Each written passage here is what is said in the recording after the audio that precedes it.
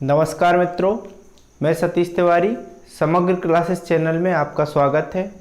जैसा कि हम लोग देख रहे थे कक्षा 10वीं में गणित में अध्याय 3 को, दो चरों वाली रैखिक समीकरण को, और इसमें हम कर रहे थे प्रश्नावली 3.2 और प्रश्नावली 3.2 के मैंने आपको 2 सवाल कराए भी थे। इसके बाद मैं आपको बताना चाहूँगा कि आगे के सवाल किस प्रकार हम लोग करेंगे। उसके लिए पहले हमें इन शर्तों की जरूरत पड़ेगी, तो आइए उन शर्तों को पहले अपन अच्छे से समझ लेते हैं और जान लेते हैं। जैसे पहली शर्त होती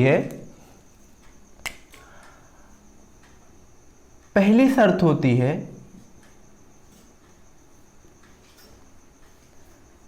कि जब समीकरण निकाय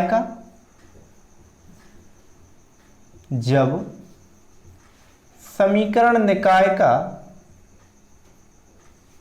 कोई भी हल ना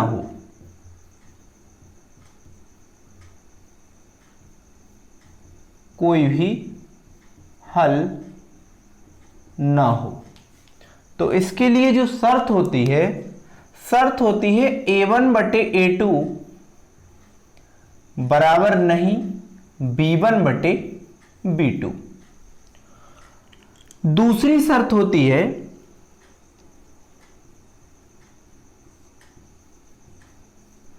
जब समीकरण निकाय का कोई भी हल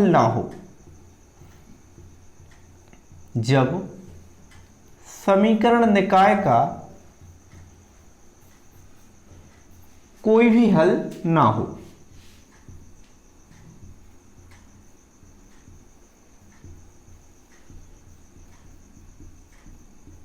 तो इसके लिए जो मेरी शर्त होती है a1/a2 बराबर b1/b2 बराबर नहीं c1/c2। और तीसरी शर्त होती है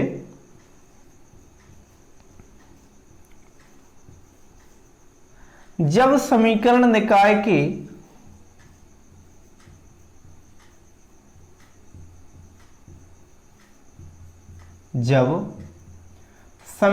निकाय के अनंततः अनेक हल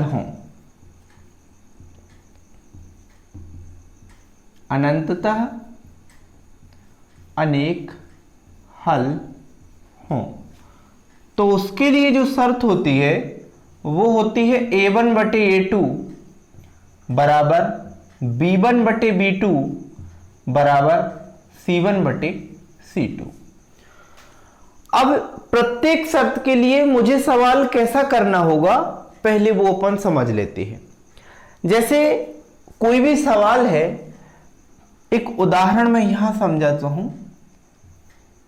शर्त कैसे लगाएंगे अपन और कैसे पता चलेगा कि इस वाले सवाल में ये शर्त लग रही है या नहीं लग रही है। जैसे इसका उदाहरण है, जैसे कोई भी उदाहरण मैं ले लेता हूं।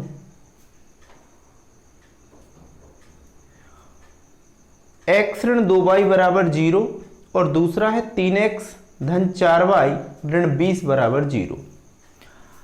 पहला समीकरण क्या बोला मैंने, x ऋण 2y बराबर 0 और दूसरा समीकरण है 3x धन 4y ऋण 20 बराबर 0। 3x धन 4y ऋण 20 बराबर 0। अब इसमें हमें ये निकालना है। सबसे पहले तो इस समीकरण की तुलना हम व्यापक समीकरण से करेंगे, और जो व्यापक समीकरण, या अपन ये बात कहें कि रैखिक समीकरण का जो मूल रूप होता है, उस मूल रूप से हम इन समीकरणों की तुलना करेंगे। मूल रूप मेरा क्या होता है रैखिक समीकरण का, ax धन by धन c बराबर 0। तो आइए हम इस समीकरण से इन समीकरणों की तुलना करके a b c के मान ज्ञात कर लेंगे। x y तो चर राशियां हैं, जबकि a b c अचर राशियां हैं। तो यहां देखें, यदि मैं इस समीकरण की तुलना मूल समीकरण से करना चाहूं तो ये देखना है, समीकरण लिख लें पहले अपन। समीकरण क्या है, x ऋण 2y बराबर 0। x का गुणांक यहां a है और यहां x का गुणांक क्या है, कुछ नहीं होगा तो अपन 1 लिखेंगे, तो a का मान क्या होगा 1। यहां y का गुणांक क्या है ऋण 2 और यहां y का गुणांक क्या है b, तो b का मान क्या होगा ऋण 2। यहां c अकेला है और यहां कोई संख्या नहीं है तो c का मान क्या होगा 0। अगर मैं a b c के मान लिखूं तो ये होंगे, एक a का मान 1 होगा, b का मान -2 होगा और c का मान 0 होगा। अगर मैं इस समीकरण की तुलना व्यापक समीकरण या मूल समीकरण से करूं, समीकरण है 3x धन 4y ऋण 20 बराबर 0, तो यहां x के गुणा में 3 है और इसमें x के गुणा में a है, तो a का मान क्या होगा 3। मतलब मैं क्या बोल रहा हूं कि समीकरण है मेरा 3x धन 4y ऋण 20 बराबर 0, तो यहां x के गुणा में a है और यहां x के गुणा में 3 है, तो a का मान मेरा क्या होगा 3, a बराबर 3 हो गया। यहां y के गुणा में 4 है और यहां y के गुणा में b है, तो b का मान क्या होगा 4 होगा। यहां c अकेला है और यहां ऋण 20 अकेला है, तो c का मान मेरा क्या होगा ऋण 20। तो इस प्रकार से a b c के मान हम इन समीकरणों से निकाल लेंगे। अब ये a b c और ये भी a b c है, तो हम इनके लिए a1 और इनके लिए a2 b2 c2 और पहले समीकरण के लिए a1 b1 c1 का नाम देंगे। जैसे ये आपका a1 हुआ, ये b1 हुआ, ये c1 हुआ। दूसरे समीकरण के जो a b c के मान हैं उनको अपन a2 मानेंगे, इसको b2 और इसको c2। इतनी बात समझे। तो a1 b1 c1 और a2 b2 c2 के मान मैंने यहां से प्राप्त किए। अब मैं मन में ही इस बात को कर लेता हूं कि a1 बटे a2, अगर मैं आपसे बोलूं कि a1 बटे a2 यहां क्या होगा, तो a1 बटे a2 आप बोलोगे a1 का मान 1 है, a2 का मान 3 है, तो a1 बटे a2 का मान क्या होगा 1 बटे 3। फिर b1 बटे b2 का मान है, तो b1 का मान ऋण 2 है। चलिए मैं यहां लिख के बता देता हूं, b1 बटे b2, तो b1 का मान ऋण 2 है और b2 का मान 4 है, तो ऋण 2 बटे 4। इसको अगर अपन आगे भी हल करें तो क्या होगा -1 बटे 2। अगर मैं c1 बटे c2 के मान देखूं तो c1 का मान 0 है और c2 का मान क्या है 20, ऋण 20 है, तो 0 से 20 में मतलब 0 आएगा।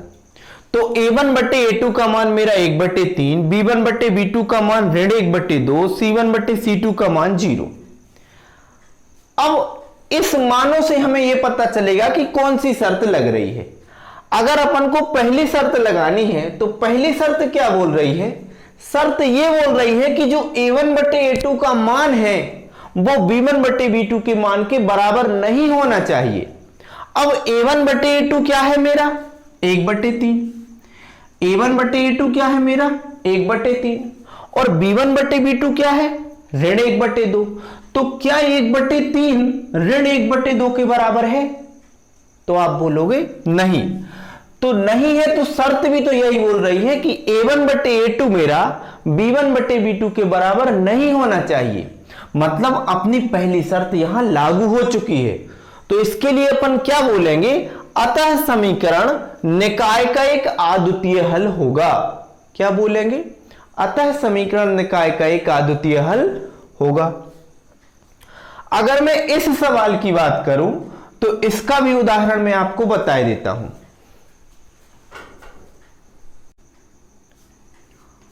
तो दूसरी शर्त है मेरी, जब समीकरण निकाय का कोई भी हल ना हो तो इसके लिए शर्त होती है कि a1 बटे a2 बराबर b1 बटे b2 और बराबर नहीं, ये बराबर नहीं का चिन्ह है, बराबर नहीं c1 बटे c2। तो पहले तो आपको a1 बटे a2 b1 बटे b2 और c1 बटे c2 के मान पता होना चाहिए। इसके लिए मैंने आपको एक उदाहरण लिखा है। तो सबसे पहले तो मैं इस समीकरण की तुलना मूल समीकरण से करूंगा। जो मूल मेरा रैखिक समीकरण का जो मूल रूप है उस समीकरण से मैं इस समीकरण की तुलना करूंगा। तो जब आप तुलना करेंगे तो ये x के गुणा वाला a होता है, ये आपको पता होना चाहिए। x के गुणा वाला a होता है, y के गुणा वाला b होता है, और बिना x y वाली जो राशि होती है वो मेरा c का मान होता है। चूंकि दोनों जगह a b c होंगे तो पहले समीकरण में जो a b c आएंगे उनको अपन a1 b1 c1 नाम देंगे, और दूसरे समीकरण में जो a b c राशियां आएंगी उनको अपन a2 b2 c2 नाम देंगे। कोई दिक्कत? तो यहां हम ऐसा लिख सकते हैं कि a1 का मान मेरा क्या होगा 6, b1 का मान मेरा क्या होगा -3, और c1 का मान मेरा क्या होगा 10 होगा। a2 का मान मेरा क्या होगा 2, b2 का मान मेरा क्या होगा, यहां y के गुणा में -1 माना जाएगा तो b2 का गुणांक क्या होगा -1, और c2 का मान मेरा क्या होगा, यहां लिख देता हूं, c2 का मान मेरा 9 होगा। तो अब मैं a1 बट्टे a2, b1 बट्टे b2 और c1 बट्टे c2 के मान आराम से लिख सकता हूं। जैसे a1 बट्टे a2 आपका क्या हो गया 6 बट्टे 2, इसको हम हल भी करें तो 2 तिया 6 मतलब 3 आया।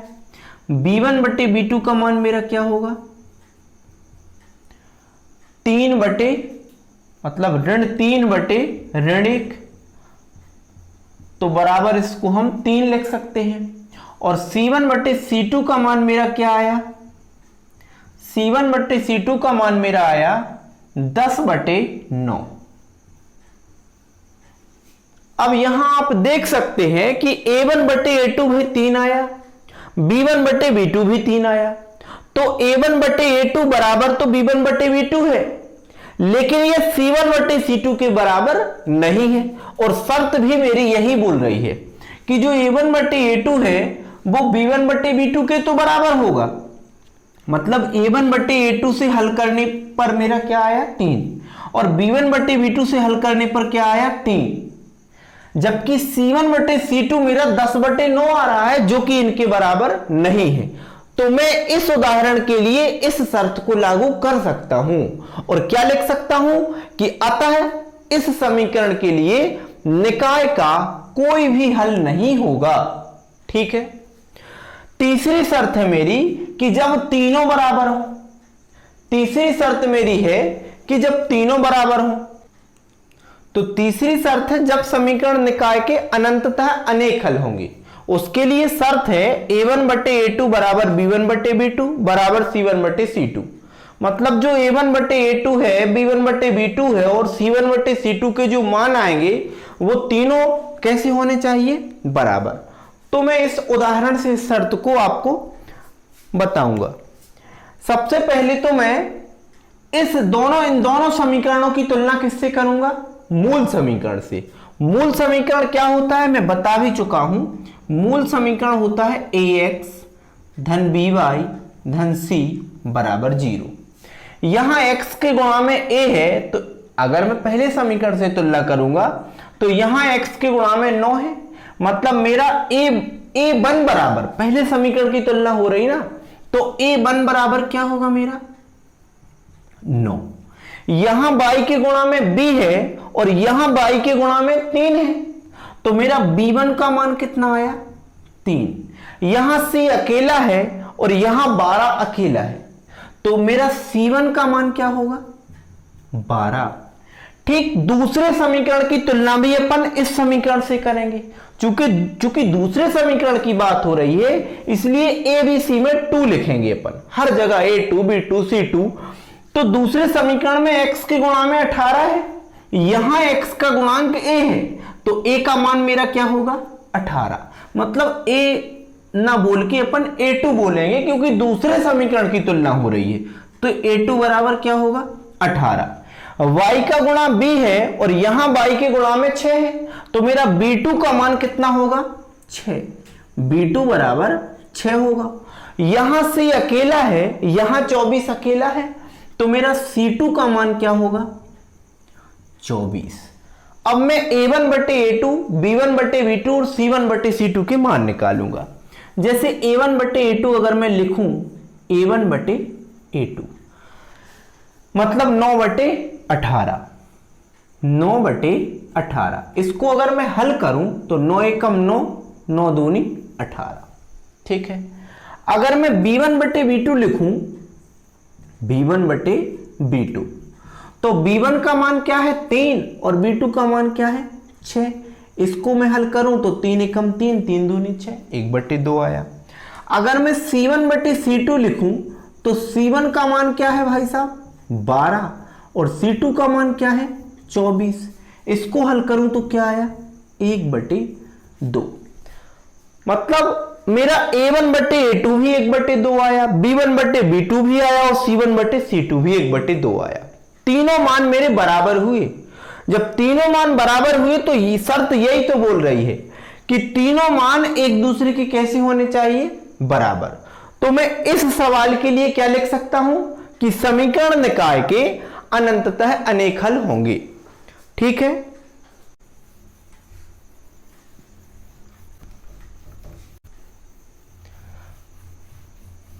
तो आपने अभी इन शर्तों को उदाहरण के सहित समझा और मैंने ये पूरा प्रयास भी किया कि आपको समझ में भी आया होगा। तो इसके बाद में अब आपको ये बताता हूं कि इन शर्तों को और किस नामों से जाना जाता है। तो इस प्रकार से ये 3 शर्तें जो हमने अभी उदाहरण सहित समझी हैं, उन 3 शर्तों को इस प्रकार अपन लिखेंगे। पहली शर्त है कि A1 बटे A2 बराबर नहीं B1 बटे B2। इसको हम बोलते हैं जब समीकरण निकाय का एक अद्वितीय हल हो। इसे दूसरे प्रकार से ऐसे भी प्रश्न में पूछा जाता है कि जब रेखाएं एक बिंदु पर प्रतिच्छेद करती हों। दूसरी शर्त है कि A1 बटे A2 बराबर B1 बटे B2 बराबर नहीं C1 बटे C2।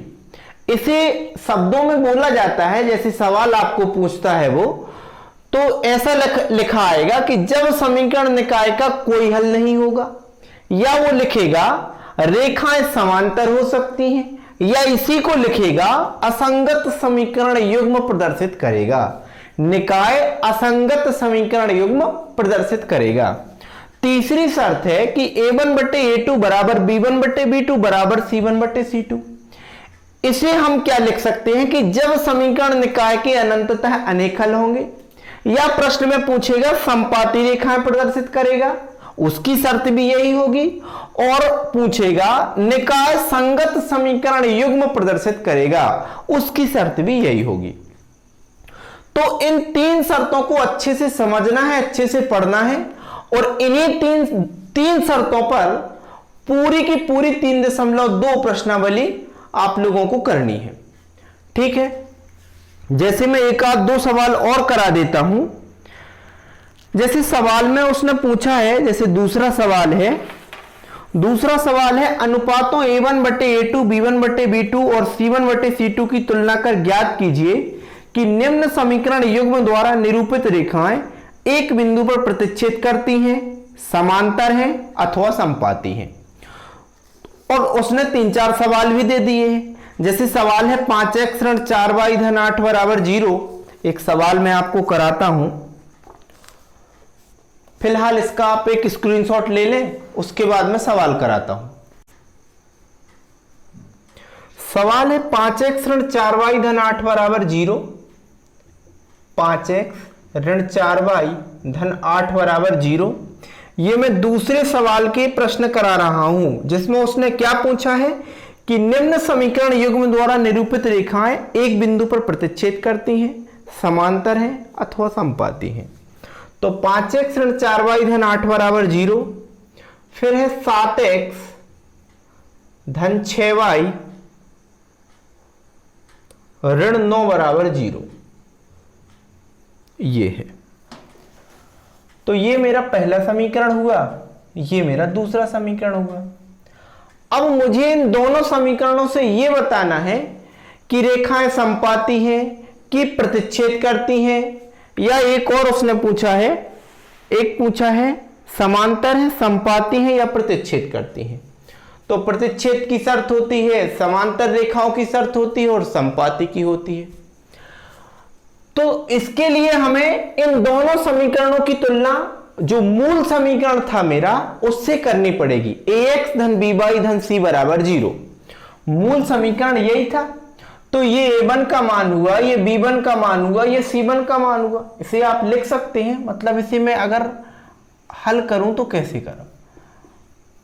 समीकरण 1 व 2, समीकरण 1 व 2 की तुलना मूल समीकरण ax धन by धन c बराबर 0 से करने पर। अब अगर मैं तुलना करूं तो ये मेरा a होगा, ये b होगा, ये c होगा, ये a, ये b, ये c। लेकिन ये पहला समीकरण है तो ये a1 b1 c1 होगा। ये दूसरा समीकरण है तो ये a2 b2 c2 होगा। तो यहां a1 का मान मैं क्या लिखूं 5, b1 का मान मैं क्या लिखूं -4, c1 का मान मैं क्या लिखूं +8, a2 का मान मैं क्या लिखूं +7, b2 का मान मैं क्या लिखूं +6 और c2 का मान मैं क्या लिखूं -9। अब मैं a1 बटे a2, b1 बटे b2 और c1 बटे c2 निकाल सकता हूं ना। तो a1 बटे a2 मेरा क्या आया, a1 बटे a2 मेरा क्या आया 5 बटे 7, b1 बटे b2 मेरा क्या आया -4 बटे 6 और c1 बटे c2 मेरा क्या आया 8 बटे -9। मतलब a1 बटे a2 b1 बटे b2 के बराबर नहीं है। 5 बटे 7 4 बटे 6 के बराबर है क्या, तो आप बोलोगे नहीं है। तो मैं यहां क्या लिख सकता हूं कि a1 बटे a2 बराबर नहीं b1 बटे b2 के, नहीं है बराबर। तो ये किसकी शर्त है, ये शर्त है कि जब रेखाएं एक बिंदु पर प्रतिच्छेद करती हूं। अभी अभी मैंने आपको लिखाया था। तो अपन इसके लिए क्या लिखेंगे निष्कर्ष कि अतः रेखाएं एक बिंदु पर प्रतिच्छेद करेंगी। ये हमारा सवाल कंप्लीट। अतः रेखाएं एक बिंदु पर प्रतिच्छेद करेंगी।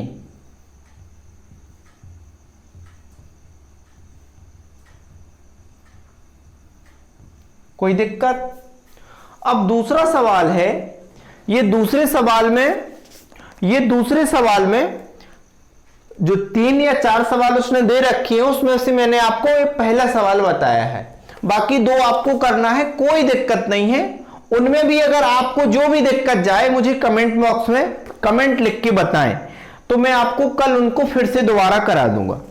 तीसरा सवाल है कि अनुपातों a1 बटे a2, b1 बटे b2 और c1 बटे c2 की तुलना कर ज्ञात कीजिए कि निम्न रैखिक समीकरणों के युग्म संगत है या असंगत।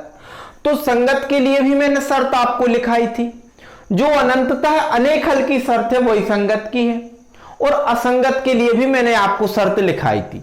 तो शर्त मतलब a1 बटे a2, b1 बटे b2, c1 बटे c2 के मान निकालना है हमें पहले, और फिर हमें यह देखना है कि शर्त इसमें कौन सी लग रही है, तो वो शर्त आपको लगा के लिखना है बस। ये तीसरा सवाल है। चौथा सवाल बोल रहा है कि निम्न रैखिक समीकरणों के युग्मों में से कौन से युग्म संगत है या असंगत। यदि संगत है तो ग्राफीय विधि से हल कीजिए। जैसे मान लो कोई समीकरण है, उसमें सबसे पहले तो आपको यह बताना है कि उस रैखिक समीकरण के जो युग्म है वो संगत है या असंगत। यदि संगत है, संगत का मतलब अनंततः अनेक हल होने की यदि शर्त उसमें लागू होती है, तो हमें उस समीकरण को ग्राफीय विधि से हल करना है, जो हम 3.1 में कर चुके हैं। x के मान रखेंगे तो y के मान प्राप्त होंगे, फिर उन x और y के मानों को हम एक ग्राफ पर उनके निर्देशांकों को स्थापित करेंगे और एक ग्राफ प्राप्त कर लेंगे। तो ये 3.2 का चौथा सवाल भी आपका कंप्लीट हुआ। या आपको करने में दिक्कत जाए मुझे कमेंट करके जरूर बताएं।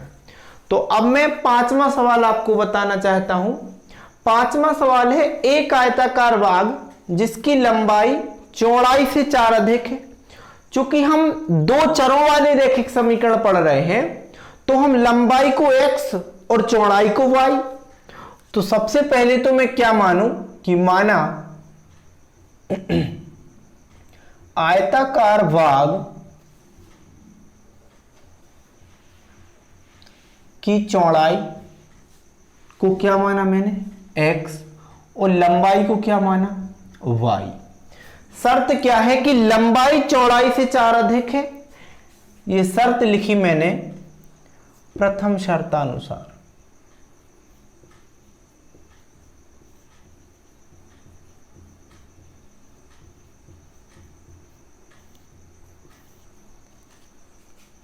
लंबाई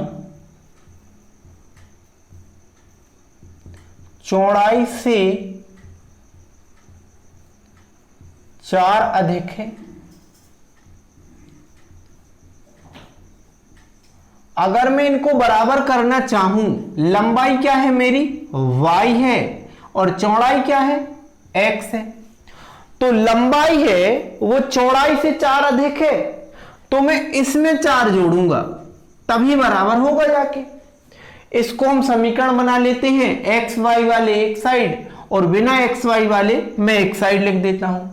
तो x मेरा जहां के तहां रहा, y इस साइड गया तो माइनस का हुआ और 4 मैंने इस साइड लिखा तो ऋण के 4। अब ये इस तरह से आपको उल्टा दिख रहा है समीकरण, तो मैं इसको इस साइड और इसको इस साइड लिख देता हूं। मतलब मेरा समीकरण हो गया x ऋण y बराबर माइनस के 4। ये मेरा पहला समीकरण मिला। दूसरी शर्त है कि इसका अर्ध परिमाप 36 मीटर है। यहां अपन मीटर में लिखेंगे क्योंकि उसने मीटर दे रखा है, ठीक है, 4 मीटर। उसका अर्ध परिमाप द्वितीय शर्तानुसार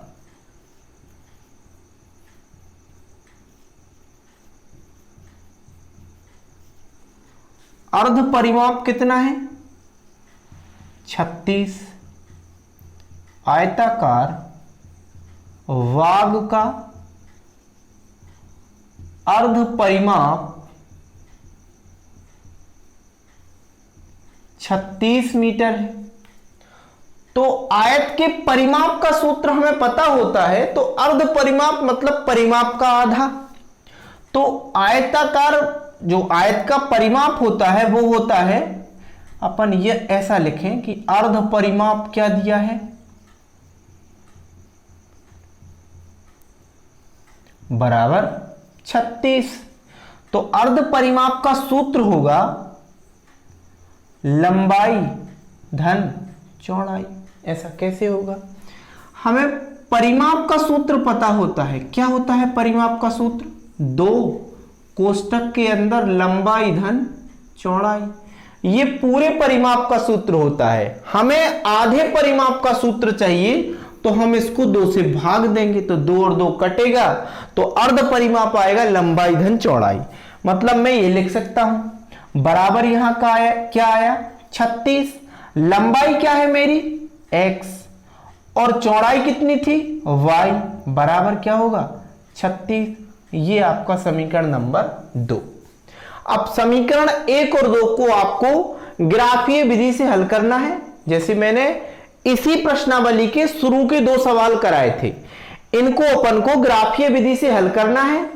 और जहां पर वो रेखाएं हैं जो जिस बिंदु पर प्रतिच्छेद करे उस बिंदु से x का जो मान होगा वो x का मान आएगा और y के जो अंक की सीध में आएगा वो मेरा y का मान होगा। कर लोगे ना आप? अगर आपको ना आए तो आपको बता देना है, कोई दिक्कत नहीं है, ठीक है। अब 3.2 का छठ देखते हैं। ये तो छठवां सवाल है, ये 5वां सवाल हुआ।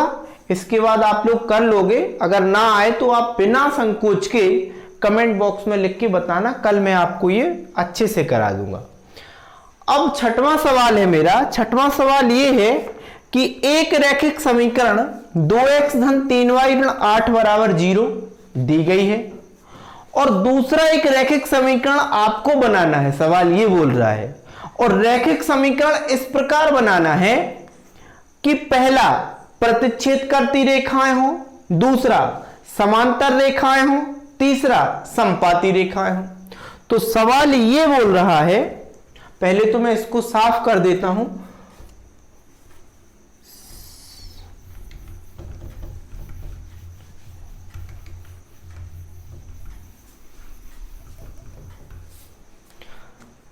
पहली समीकरण उसने दे रखी है कि 2x धन 3y ऋण 8 बराबर 0। ये छठवां सवाल है। 2x धन 3y ऋण 8 बराबर 0, ये उसने पहली समीकरण दे रखी है। दूसरी समीकरण वो बोल रहा है कि आप खुद मन से बनाइए और इस प्रकार बनाइए। दूसरी समीकरण इस प्रकार बनाना है कि पहली शर्त उसने दे रखी है कि जो आप दूसरी समीकरण बना रहे हो उसमें पहली शर्त मेरी ये लगनी चाहिए, प्रतिच्छेद रेखाएं प्रदर्शित करती हो।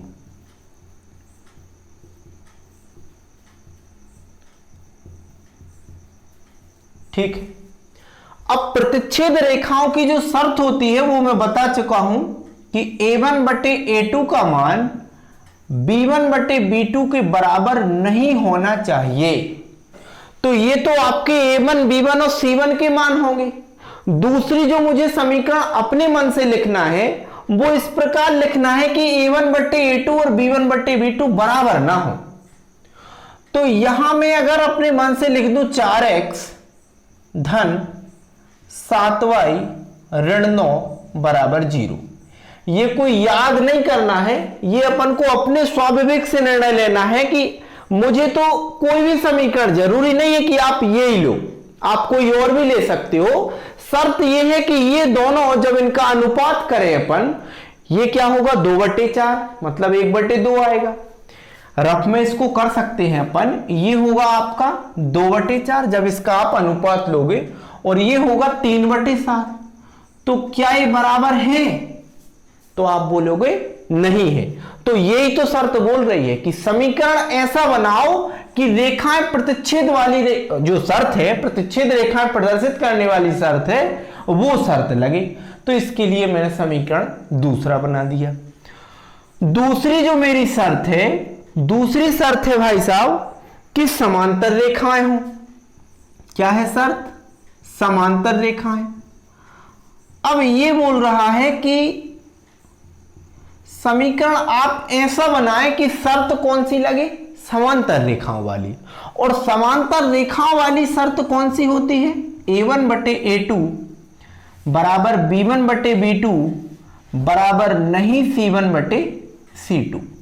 मतलब ये दोनों तो बराबर हो, इन दोनों का अनुपात तो बराबर हो, लेकिन ये बराबर ना हो। जैसे अपन रफ में कर सकते हैं इसको। पहला समीकरण तो मुझे दे रखा है 2x धन 3y ऋण 8 बराबर 0। दूसरा समीकरण मुझे ऐसा लेना है कि ये जब जो मैं दूसरा समीकरण लूंगा तो इनका अनुपात और इनका अनुपात कैसा होगा? बराबर, लेकिन इसके बराबर नहीं होगा। जैसे मैं ऐसा यहां लिख दूं 4x और 3 का डबल क्या लिख दूं? 6y। यहां कुछ और लिख दूं 9 लिख दूं बराबर 0। मतलब इसका आप अनुपात करोगे तो क्या होगा 2/4, इसका क्या करोगे 3/6 और इसका क्या करोगे 8/9। इसको आप काटोगे तो क्या आएगा 1/2। इसको क्या काटोगे तो आएगा 1/2 और इसको नहीं कटेगा तो ये ज्यों कहते हो 8/9 आएगा। तो 1/2 1/2 के बराबर है, लेकिन इस 1/2 की ये 8/9 नहीं है बराबर। तो शर्त भी यही बोल रही है कि ये प्रथम दो मान तो बराबर हो, लेकिन तीसरा मान बराबर नहीं हो। तो मैं ये समीकरण लिख सकता हूं। इसके लिए कौन सा समीकरण लिख सकता हूं मैं? दूसरा समीकरण मेरा होगा 4x धन 6y ऋण 9 बराबर 0। लिखेंगे कैसे अपन इसको? समीकरण 4x धन 6y ऋण 9 बराबर 0 के लिए निकाय समांतर रेखाएं प्रदर्शित करेगा, ऐसा लिख सकते हैं। तीसरी मेरी शर्त है, वो बोल रहा है कि अब ऐसा समीकरण बनाओ कि समपाती रेखाएं प्रदर्शित करे। कैसी रेखाएं प्रदर्शित करे? समपाती रेखाएं प्रदर्शित करे।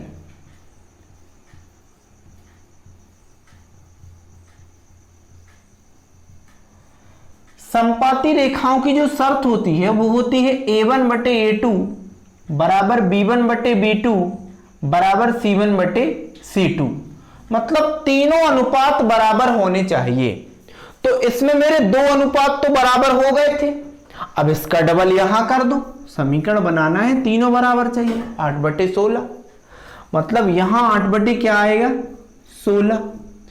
तो 8 से और 16, मतलब 8 से अपन काटेंगे तो 8 एकम 8 और 8 दूनी 16, 1 बटे 2 आएगा। यहां कितना आएगा? 1 बटे 2। तो तीनों बराबर हो गए। तीनों बराबर हो गए कैसे? कौन से समीकरण में तीनों बराबर हो गए? 4x धन 6y ऋण 16 बराबर 0 रखने से मेरे तीनों मान बराबर हो गए। तो मैं लिख सकता हूं कि समीकरण 4x धन 6y ऋण 16 बराबर 0 रखने पर निकाय समपाती रेखाएं प्रदर्शित करेगा। तो ये आपका छठवां सवाल भी कंप्लीट हुआ। अब देख लेते हैं अपन सातवां सवाल। सातवां सवाल है x ऋण y धन 1 बराबर 0। इसका आप स्क्रीनशॉट ले सकते हैं। तो सातवां सवाल है, समीकरण है x ऋण y धन 1 बराबर 0। सातवां सवाल है x ऋण y धन 1 बराबर 0, और दूसरा समीकरण है 3x धन 2y ऋण 12 बराबर 0। 3x धन 2y ऋण 12 बराबर 0। ये 1 हुआ और ये 2 हुआ। क्या बोल रहा है इसमें कि ग्राफ खींचना है और x अक्ष और इन रेखाओं से बने त्रिभुज के शीर्षों के निर्देशांक ज्ञात कीजिए और त्रिभुजाकार पटल को छायांकित कीजिए। तो ग्राफ अगर खींचना है तो सबसे पहले तो मुझे, जैसा मैंने पहले बता चुका हूं मैं 3.1 में, कि x के अलग अलग मान रखूंगा तो y के अलग अलग मान प्राप्त होंगे और उन मानों को मैं ग्राफ पर दर्शाऊंगा और फिर बनेगा मेरा एक ग्राफ। ये दोनों ग्राफ जहां काटेंगे वहां एक त्रिभुज बनेगा और उस त्रिभुज के अपन को क्या बनाना है? निर्देशांक लिखना बस है मात्र। ठीक है, तो पहले इस सवाल को करते हैं। ठीक है, सवाल का समीकरण पहला है x ऋण y धन 1 बराबर 0। इसके लिए मैं तालिका बना लेता हूं।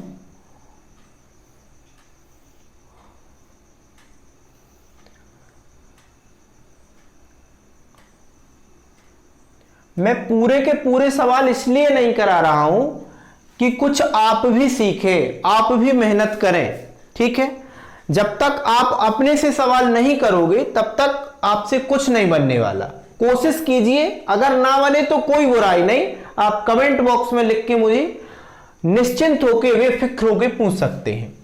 तो चलिए इस सवाल के लिए चलते हैं। x ऋण y धन 1 बराबर 0, इसके लिए x और ये y का मान। x का मान मैं ऐसा रखूं कि y का मान पूर्णांक मिल जाए, कोई भी रख दो आप। x का मान मान लो मैंने 0 रखा, x बराबर क्या रखा? 0।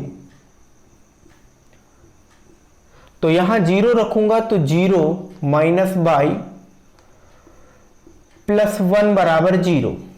तो माइनस y उस साइड गए तो प्लस के होंगे, मतलब y बराबर मेरा 1 आ गया। क्या रखने पर? x बराबर 0 रखने पर y बराबर मेरा 1 आ गया। कुछ और रख दो, x का मान 1 रख दो। x बराबर क्या? 1 रखने पर तो क्या होगा? 1 ऋण y 1 ऋण y धन 1 बराबर 0। तो 1 और ये 1, मतलब 1 धन का और 1 धन का, तो जुड़ के क्या हो गया? 2 ऋण y बराबर 0। ऋण y उस साइड पहुंचे तो प्लस के हो गए, मतलब y का मान मेरा क्या आया 2। क्या रखने से, x का मान 1 रखने से y का मान 2 प्राप्त हुआ। ठीक है, y का मान 2 प्राप्त हुआ। अब मैं इस समीकरण के लिए चलूं तो ये समीकरण है 3x धन 2y ऋण 12 बराबर 0। इसके लिए मैं एक टेबल बनाता हूं और x का मैं ऐसा मान रखूंगा कि y का मान मुझे क्या प्राप्त हो, धनात्मक। तो ये x हुआ, ये y हुआ। चलिए, अगर मैं 0 रखूं, x का मान मैं क्या रखूं 0, तो देखें अपन y का मान क्या प्राप्त होगा। अगर 3x की जगह 0 प्लस 2y ऋण 12 बराबर 0, 3 में 0 का गुणा होगा तो 0 आएगा, प्लस 2y ऋण 12 उस साइड पहुंचे तो प्लस के होंगे, मतलब 2y बराबर मेरा क्या आया 12। तो y बराबर क्या आएगा 12। ये दो जो गुणा से हैं यहां भाग में गए और 2 से 12 में 6 बार भाग जाएगा, मतलब मित्रों y बराबर मेरा क्या आया 6। क्या रखने से, x का मान 0 रखने से y का मान क्या आया 6। अब x का मान मैं कोई और रखूं कि y का मान मुझे धनात्मक प्राप्त हो। अगर मैंने 2 रखा, x का मान मैंने क्या रखा 2, तो 3 दूनी 6, 6 इस साइड पहुंचे तो 12 में से 6 गया 6, मतलब 2 से 6 कटेगा। ठीक है, अगर आपको ऐसे ना आए तो आप रफ में करके देख लेना। x का मान मैं क्या रखूं 2, x का मान 2 रखने पर रखूं तो 3x की जगह 2 प्लस 2y ऋण 12 बराबर 0।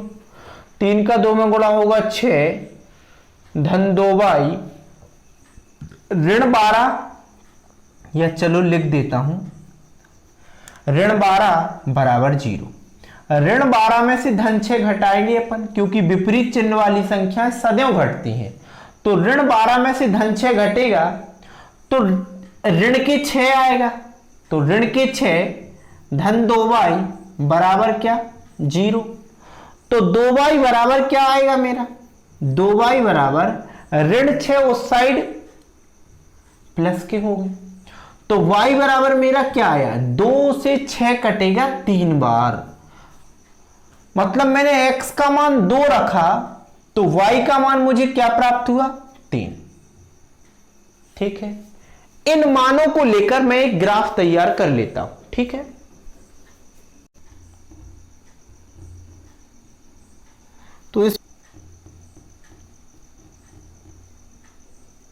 तो इस प्रकार से इन मानों को लेकर हमने एक ग्राफ तैयार किया। अब इन मानों को मैं ग्राफ पर लेकर चलता हूं। x का मान 0 और y का मान मुझे क्या प्राप्त हुआ 1, मतलब x पर मुझे 0 कदम चलना है। ये 0 है दोनों का, ये 0 है, तो ये x का 0 हो गया, और y पर मुझे 1 कदम चलना है, मतलब ये y है तो y पर 1 कदम, मतलब ये इसकी निर्देशांक 0 अल्पविराम 1। ठीक है, दूसरा है x का मान 1, मतलब x पर मुझे 1 कदम चलना है, ये है, और y पर मुझे कितने कदम चलना है, y पर मुझे 2 कदम चलना है, ये 1 है और y पर 2 कदम, मतलब मैं यहां जाके रुकूंगा, मैं डॉट वहां रखूंगा कि जो x के धन 1 और y के धन 2 की सेध में हो। इसके निर्देशांक क्या होंगे 1 अल्पविराम 2, और इन दोनों डॉटों को मैं स्केल से मिला दूंगा। ये मैंने इन दोनों डॉटों को क्या किया स्केल से मिला दिया, आप स्केल से मिलाएंगे। ठीक है, डॉट अच्छी दिख रही है क्या, डॉट अगर ना दिखे तो मैं इसको और गाढ़े पेन से कर देता हूं।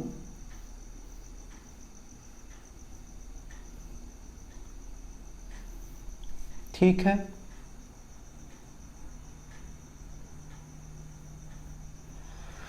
और ये जो ग्राफ है वो इस समीकरण का है, x ऋण y धन 1 बराबर 0।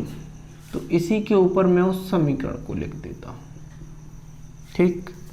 दूसरा मेरा जो समीकरण है वो 3x धन 2y ऋण 12 बराबर 0 के लिए ग्राफ खींचेगा। तो x बराबर 0 मतलब यही है और y बराबर धन 6। तो सीधे अपन धन 6 पर जाके एक डॉट रख देंगे और इसके निर्देशांक क्या होंगे 0 अल्पविराम 6। दूसरा x का मान धन 2 मतलब x पर मुझे धन 2 कदम चलना है और y पर मुझे y पर 3 कदम चलना है। तो ये धन 2 और y पर 3 कदम मतलब ये, तो डॉट अपन को यहां रखना है। समझ रहे हैं ना आप? डॉट अपन को यहां रखना है कि ये 3 और 2 की सीध में मिले। तो ये 2 और ये 3। ठीक। अब अपन को ये लाल पेन से रख देता हूं ताकि आपको दिक्कत ना जाए। अब इन दोनों डॉटों को मिला देना है।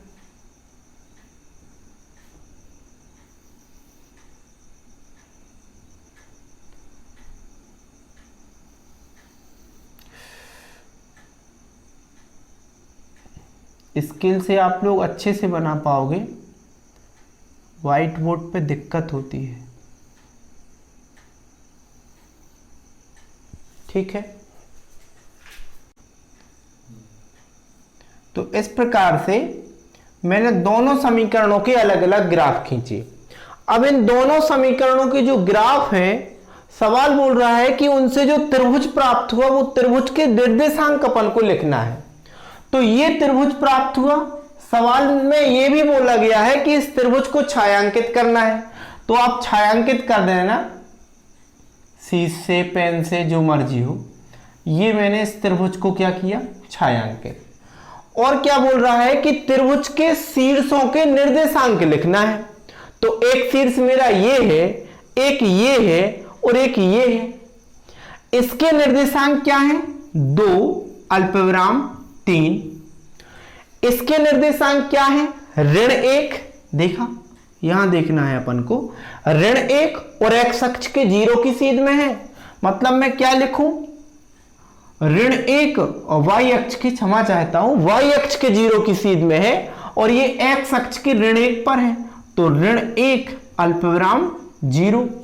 इसके निर्देशांक लिखना है तो ये x अक्ष के +4 और y की अगर बात करें तो y के 0 की सीध में है। मतलब मैं क्या लिखूं 4 अल्पविराम 0।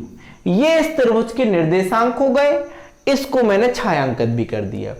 तो इस प्रकार से आपके 3.2 आज मैंने कंप्लीट करा दी।